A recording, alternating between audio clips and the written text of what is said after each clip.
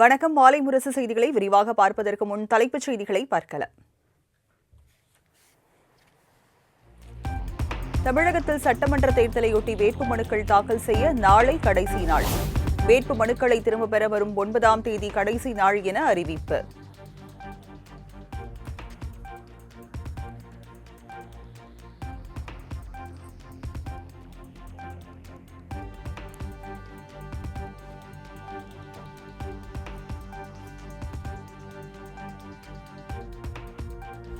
தமிழ்நாட்டில் மும்மொழி கொள்கையை அமல்படுத்துவோம் என பிரதமர் மோடியும் அமித்ஷாவும் பிரச்சாரம் செய்ய தயாரா என முதலமைச்சர் மு.க.ஸ்டாலின் சவால். மும்மொழி கொள்கை விவகாரத்தில் எடப்பாடி பழனிசாமி வாய்மூடி மௌனம் காப்பது ஏன் என காட்டம். பிரதமர் மோடி அவர்களுக்கும் அமித்ஷா அவர்களுக்கும் ஒரு ஓபன் சேலஞ்ச் பண்றேன். தமிழ்நாட்டுக்கு நீங்க பிரச்சாரத்துக்கு வரும்போது தமிழ்நாட்டில் மும்மொழி கொள்கையை அமல்படுத்துவோம்னு சொல்லி பிரச்சாரம் பண்ண உங்களுக்கு தைரியம் இருக்கா? உங்கள் யாருக்காவது தைரியம் இருக்கா? வாங்க வந்து பேசுங்க, பார்க்கலாம்.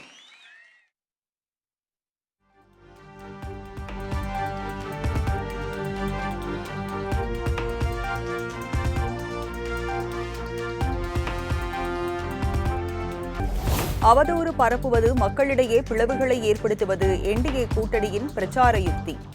கொள்கை சாதனைகளை கூறுவதும் அதிமுக பாஜக துரோகங்களை எதிர்ப்பதும் திமுக கூட்டணியின் யுக்தி என முதலமைச்சர் மு.க.ஸ்டாலின் பேச்சு. அவங்களுக்கு கிடைச்சிருக்கக்கூடிய பிரச்சார யுக்தி என்பது அவதூறு பரப்புறது, பொய்களை பேசுறது, மக்களை பிளவுபடுத்துறது. ஆனா மதச்சார்பற்ற முற்போக்கு கூட்டணி என்பது கொள்கைகளையும் சாதனைகளையும் மேடைக்கு மேடை நெஞ்சு நிமிர்த்தி முழங்குகிற கூட்டணி.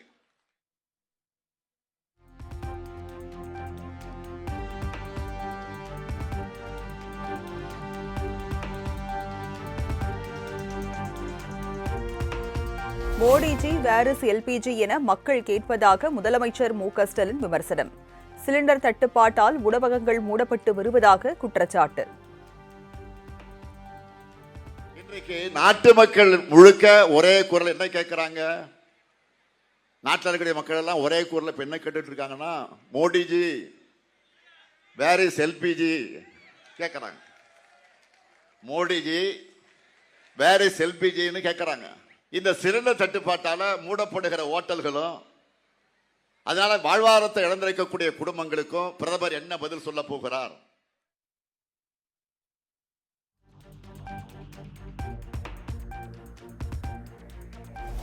பத்தாண்டு காலம் தமிழ்நாட்டை படுகொழியில் தள்ளிய அதிமுகவையும் இந்தியாவை நாசப்படுத்திய பாஜகவையும் வீழ்த்த வேண்டும்.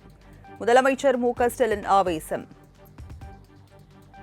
தன்னுடைய 10 ஆண்டு கால ஆட்சியில தமிழ்நாட்டை எல்லா துறையிலையும் படுகொலின அதிமுகவும் இந்தியாவை வரலாறு காணாத சரிவுக்கு கொண்டு போயிட்டு இருக்கக்கூடிய பாஜகவும் சேர்ந்து அமைச்சிருக்கக்கூடிய இந்த கூட்டணிக்கு இந்த தேர்தலையும் வழக்கம் போல படுதோல்வியைத்தான் நீங்க பரிசா தரணும். தயாராயிட்டீங்களா?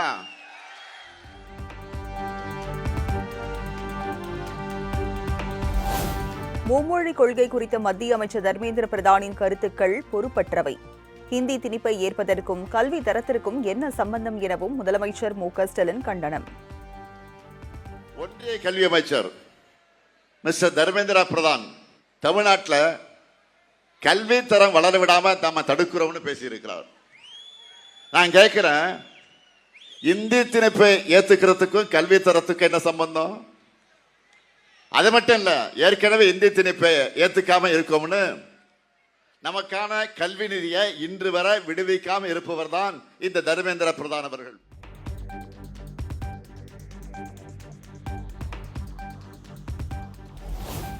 தனது நிர்வாக தோல்விகளை மறைக்க ஹிந்தி திணிப்பு என்ற வாதத்தை வைக்கிறார் முதலமைச்சர் மு.க.ஸ்டாலின்.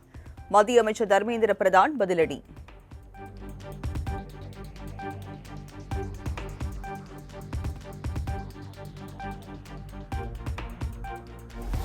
சர்ச்சைக்குரிய ஆடியோ வெளியான விவகாரத்தில் ராசாவை தட்டி கேட்க தெம்பு இருக்கிறதா என முதலமைச்சர் மு.க.ஸ்டாலினுக்கு எடப்பாடி பழனிசாமி சவால். ராசாவை கண்டித்தால் இன்னும் பல ஆடியோ வந்துவிடும் என முதலமைச்சர் மு.க.ஸ்டாலின் பயப்படுவதாகவும் விமர்சனம். அவர் வெளியிட்ட ஆடியோ அவரை கண்டிக்க முடியல, பயம். கண்டிச்சா இன்னும் பல உண்மைகள் வெளியே வந்துடும், இன்னும் பல ஆடியோ வெளியே வந்துடும். ஸ்டாலினுக்கு வேட்டு வச்சிருவாரு, ஆப்பு வச்சிருவார், வேற வழி இல்ல.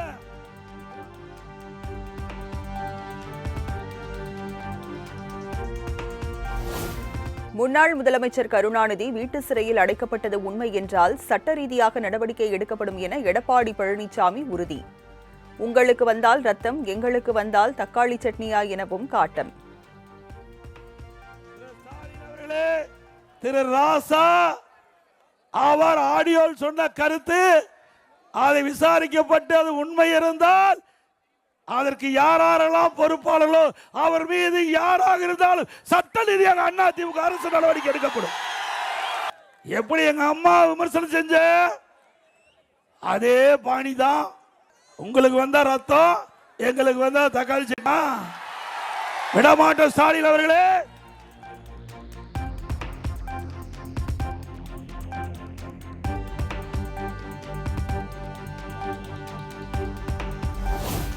தேர்தல் நேர அரசியல் ஆதாயத்திற்காக கருணாநிதி மற்றும் முதலமைச்சர் மு.க.ஸ்டாலின் குறித்து எடப்பாடி பழனிசாமி அவதூறாக பேசுவது அயோக்கியத்தனமானது என ராசா கடும் கண்டனம். தான் பேசியதாக வெளியான ஆடியோ AI மூலம் பொய்யாக புனைந்து உருவாக்கப்பட்டது எனவும் விளக்கம்.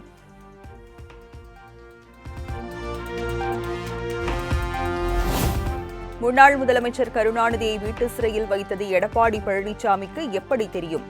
எடப்பாடி பழனிசாமி என்ன புலனாய்வு புலியா எனவும் மார்க்சிஸ்ட் கம்யூனிஸ்ட் கட்சி மாநில செயலாளர் சண்முகம் காட்டம்.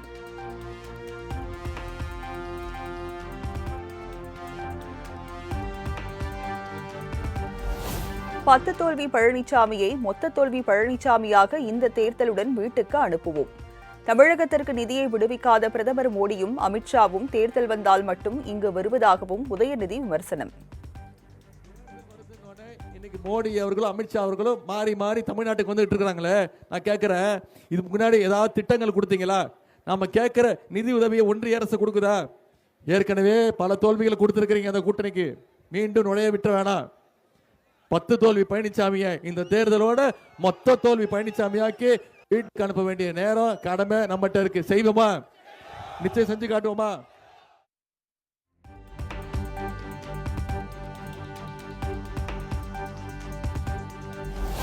இரண்டாயிரத்தி 26 சட்டமன்ற தேர்தலில் காட்டுமன்னார் கோவில் தொகுதியில் போட்டியிடவில்லை.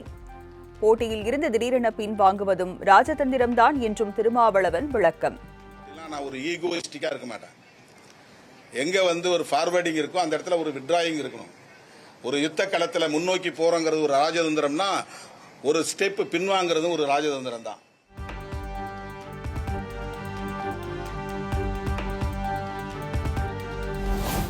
மறைந்த தலைவர் இளைய பெருமாளின் மகன் ஜோதிமணி காட்டுமன்னார் கோவில் தொகுதியில் போட்டியிடுவார்.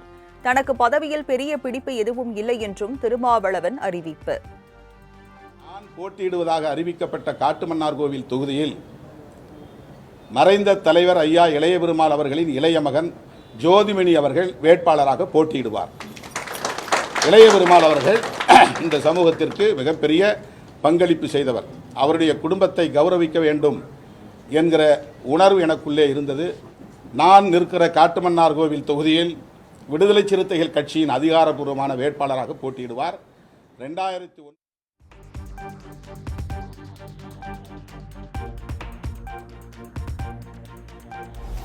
இந்த தேர்தலில் போட்டியிடுவதாக இருந்த விசிக தலைவர் திருமாவளவன் திமுக அழுத்தம் காரணமாக பின்வாங்கிவிட்டார். திமுகவில் கூட்டணி கட்சிகள் சுயமாக முடிவெடுக்க முடியாமல் வெந்து புழங்கிக் கொண்டு இருப்பதாக எடப்பாடி பழனிசாமி விமர்சனம். இன்றைய தினம் திருமாவளவன் ஒரு செய்தி வெளியில் வரும்போது தொலைக்காட்சியில் வந்த செய்தியை கிட்ட குறிப்பிட்டாங்க. அவர் ஒரு தொகுதியில் போட்டியிடுதா இருந்தது. திமுக அழுத்தத்தின் காரணமா அந்த தொகுதியிலிருந்து பின்வாங்கிட்டார்.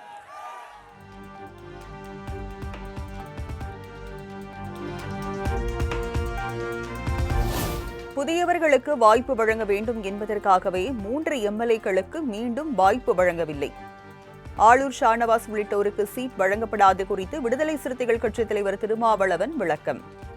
அவர்களை நான் வெளியேற்றியதற்கு எதுவும் காரணமில்லை.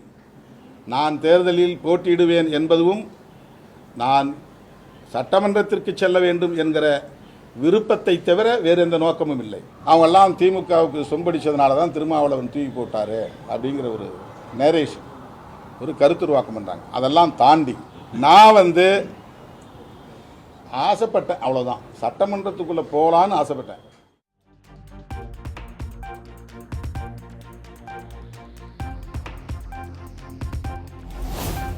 நிர்வாக திறனற்ற முதலமைச்சர் மு.க.ஸ்டாலினின் ஆட்சியில் அனைத்து துறைகளிலும் ஊழல் மலிந்துவிட்டது. தமிழ்நாடு திவாலாகும் நிலைக்கு சென்று கொண்டிருப்பதாகவும் பியூஷ் கோயல் குற்றச்சாட்டு. Every member of the Stalin family, Thiru M.K. Stalin, Thiru Udayanidhi Stalin, Kanimozhi, Thiru Satishan, they all have their hands muddied in this saga of loot and bad governance that the people of Tamil Nadu are suffering. Tamil Nadu is heading towards bankruptcy under the inept and corrupt DMK government.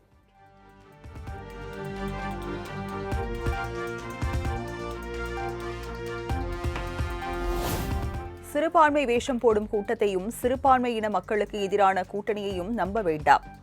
ஏமாற்று கூட்டணிக்கும் பொருந்தா கூட்டணிக்கும் ஓட்டை உடைசல் கூட்டணிக்கும் ஓட்டு போடுவதை தவிர்க்குமாறு விஜய் பேச்சு.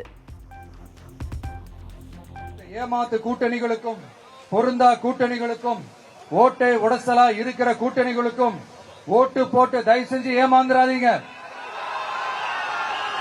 சிறுபான்மை சகோதரர்கள் உள்ளிட்ட அனைத்து மக்களுக்கும் பாதுகாப்பு வேணும்.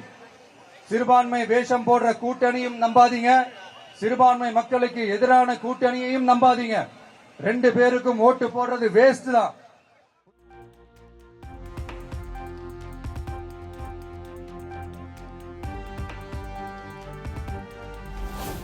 காங்கிரஸ் பாஜக என இரு தேசிய கட்சிகள் ஆட்சியில் இருந்தும் மாநில அந்தஸ்து வழங்காது ஏன்?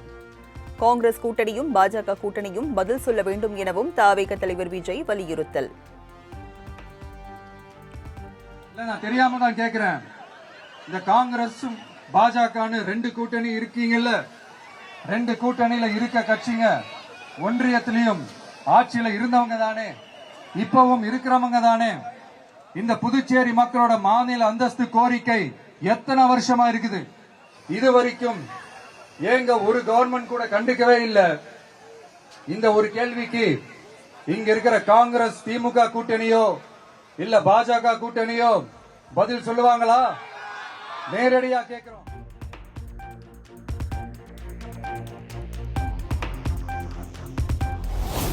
சென்னையில் இருந்து புதுச்சேரிக்கு சாலை மார்க்கமாக சென்ற விஜயின் கார் மீது இளைஞர்கள் பாய்ந்ததால் பரபரப்பு. காரின் முன்பக்கத்தில் ஏறி கண்ணாடியை தொட்டு விஜய்க்கு வணக்கம் வைக்கும் இளைஞரின் வீடியோ இணையத்தில் வைரல்.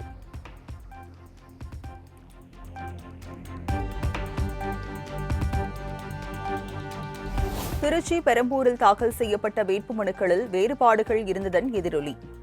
பெரம்பூர் தொகுதியில் கூடுதல் பிரமாண பத்திரம் தாக்கல் செய்தார் தவிக தலைவர் விஜய்.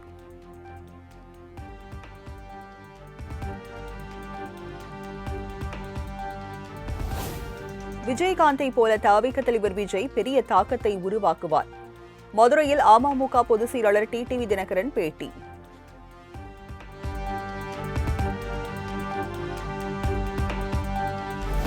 பாஜகவுக்கு எதிராக தாக்கத்தை ஏற்படுத்திய டிடிவி தினகரன் தற்போது தாமரை இலையில் படுத்து உறங்குகிறார். சிவகங்கை தொகுதியில் பரப்புரை மேற்கொண்ட நடிகர் கருணாஸ் விமர்சனம்.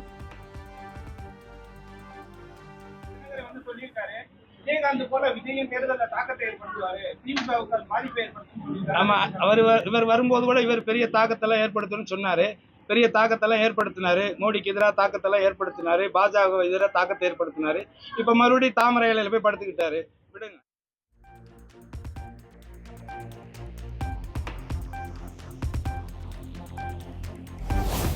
தேர்தலில் பிரச்சாரம் செய்வீர்களா என்ற கேள்விக்கு நோ கமெண்ட்ஸ் என பதிலளித்த ரஜினிகாந்த். மக்களுக்கு என்ன சொல்ல விரும்புகிறீர்கள் என கேட்டதற்கு கையெடுத்து கும்பிட்டவர் அரசியல் குறித்த கேள்விக்கு பதிலளிக்க மறுப்பு.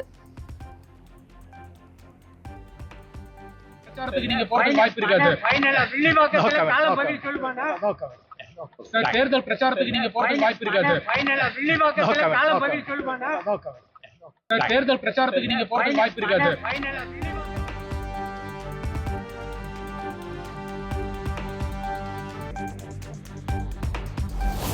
கோவை, நீலகிரி, ஈரோடு, தேனி ஆகிய 4 மாவட்டங்களில் இன்று கனமழைக்கு வாய்ப்பு. விருதுநகர், மதுரை, சிவகங்கை ஆகிய 3 மாவட்டங்களில் நாளை கனமழை பெய்யக்கூடும் என வானிலை ஆய்வு மையம் கணிப்பு.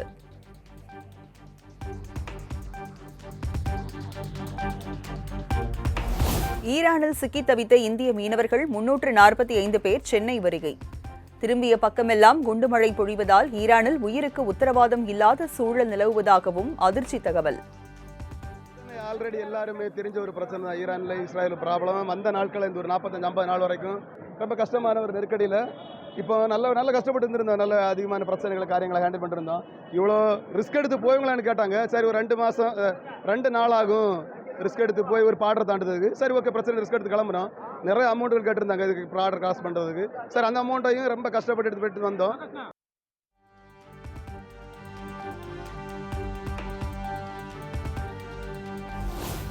கேரள மாநிலத்தில் பிரதமர் மோடி ரோட் ஷோ மூலம் பாஜகவுக்கு பரப்புரை. சாலையின் இருபுறமும் நின்றிருந்த பாஜக தொண்டர்கள் பூக்களை தூவி உற்சாக வரவேற்பு.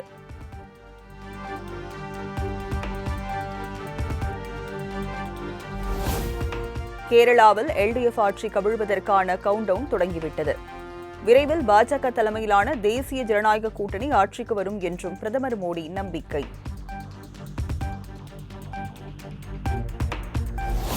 சபரிமலை ஐயப்பன் கோயில் தங்க முறைகேடு விவகாரத்தில் மார்க்சிஸ்ட் கம்யூனிஸ்ட் தலைவர்களை பிரதமர் மோடி விமர்சிக்காதது ஏன்?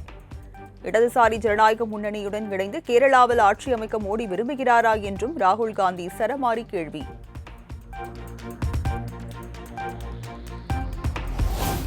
வளைகுடா நாடுகளில் உள்ள இந்திய சகோதர சகோதரிகளின் பாதுகாப்புக்கு முன்னுரிமை அளித்து வருகிறது மத்திய அரசு. அரசியல் ஆதாயத்திற்காக காங்கிரஸ் கட்சி அறிக்கைகளை விட்டு வருவதாகவும் பிரதமர் மோடி சாடல்.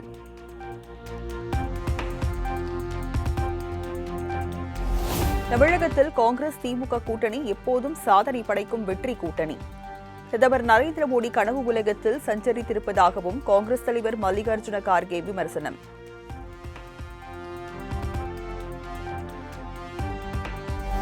புதுச்சேரியில் பாஜக தலைமையிலான கூட்டணி அரசில் அனைத்து துறைகளிலும் ஊழல் நடைபெற்றதாக கார்கே புகார். கோயில் நிலங்கள் சூறையாடப்படுவதாகவும் தேர்தல் பிரச்சாரத்தின் போது குற்றச்சாட்டு.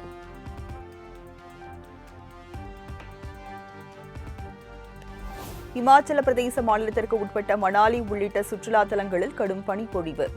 பல இடங்களில் மலை போல் குவிந்த பனிக்கட்டிகளை அகற்றி போக்குவரத்தை சீரமைக்கும் பணிகள் தீவிரம்.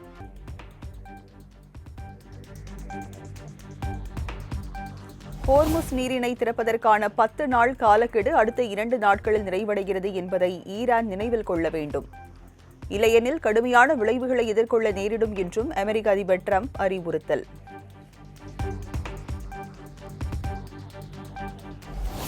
ஈரானில் உள்ள B1 என்ற மிகப்பெரிய பாலத்தின் மீது அமெரிக்கா நடத்தியதன் எதிரொலி. வளைகுடா நாடுகளில் உள்ள முக்கியமான 8 பாலங்களை தகர்க்க ஈரான் திட்டமிட்டுள்ளதாக தகவல்.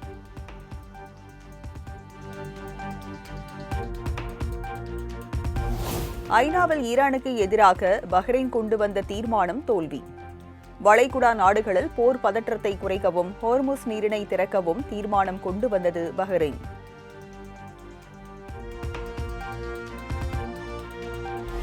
அமெரிக்காவின் கலிபோர்னியாவில் சுமார் 2 லட்சம் மக்கள் வசிக்கும் மொரானா பள்ளத்தாக்கு நகரில் பயங்கர காட்டுத்தீ. காற்றின் வேகம் காரணமாக கட்டுக்கடங்காமல் தீ பரவி வருவதால் வீடுகளை விட்டு வெளியேற மக்களுக்கு உத்தரவு.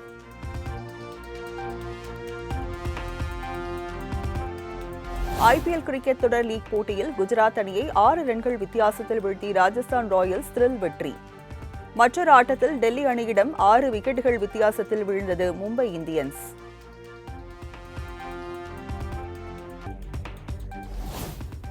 ஐபிஎல் கிரிக்கெட் தொடரின் இன்றைய லீக் ஆட்டத்தில் ஹைதராபாத், லக்னோ அணிகள் பல பரீட்சை. மற்றொரு லீக் ஆட்டத்தில் பெங்களூரு அணியை எதிர்கொள்கிறது சென்னை சூப்பர் கிங்ஸ்.